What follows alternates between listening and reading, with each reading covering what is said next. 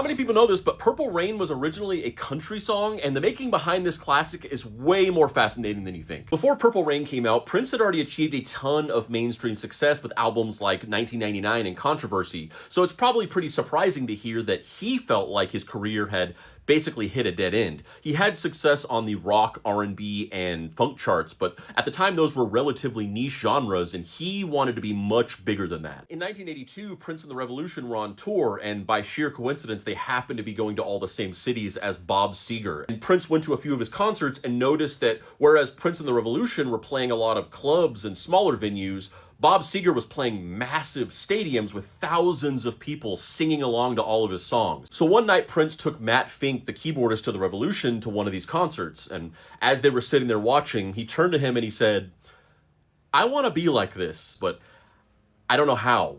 What is he doing that I'm not?" And Matt Fink said, "It's because of his ballads.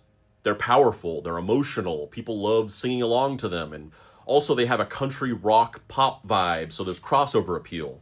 All you need to do is write a ballad and you will be bigger than Bob Seger." And that's exactly what he did. He wrote Purple Rain as a country pop ballad to emulate the style of Bob Seger's ballads like Turn the Page.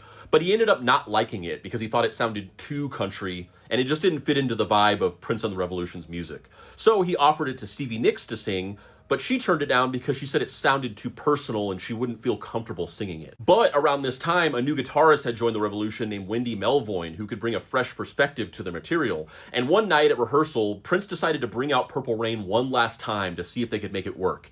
And as they played it, Wendy started adding these really big, emotional, crunchy power chords to it.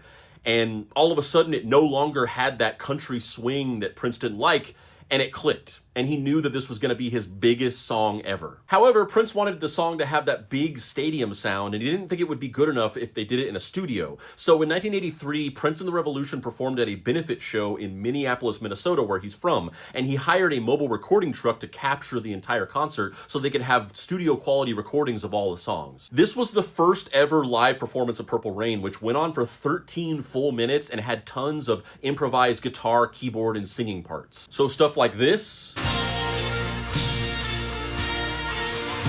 and this were all improvised on stage. They took that live recording into the studio and did overdubs, adding additional guitar and vocal parts, harmonies, and a string arrangement, and cut it down to 8 minutes and 41 seconds, and that's the version of Purple Rain that we know and love. And real quick, if you like my videos and you want to see more in-depth writing from me, you can do that here.